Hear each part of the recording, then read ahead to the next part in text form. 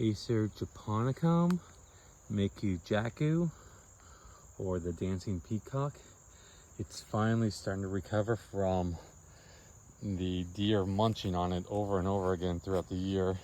And even still, you can kind of see this branch down here where they have just continued to munch on it.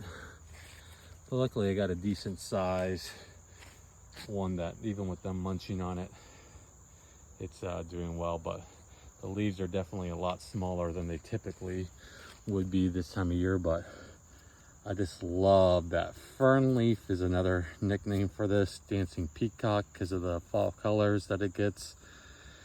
The deeply divided Japonicum leaf is just outstanding on the Mai Kujaku. Aconitifolium or Aconitifolium, I think is the other name that it goes by. But this here is a really pretty Japonicum, especially in the fall where the leaves go red and yellow and orange and a variety of different colors. I have it in a spot that is kind of in dapple shade most of the day.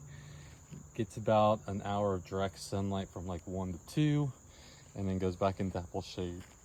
It seems to be doing pretty well here. Most Japonicums I like to put in more of a high shade area so I can get the biggest leaves possible on them. If you're having a lot of sun, the leaves tend to be not as big. They're still usually bigger than most palmatum, but they don't get to the full size they could potentially get. You can kind of see how big compared to my palm those leaves are. And these are a little bit smaller too, just because of the deer munching on them, like I said, throughout the season.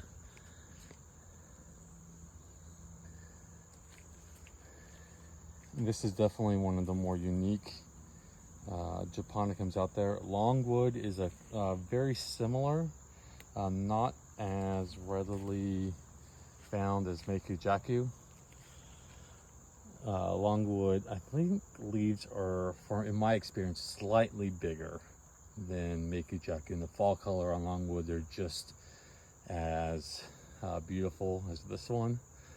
So you can't go wrong with either longwood or Mai Kujaku, but a great, really deeply divided, almost Matsumura style Japonicum leaf.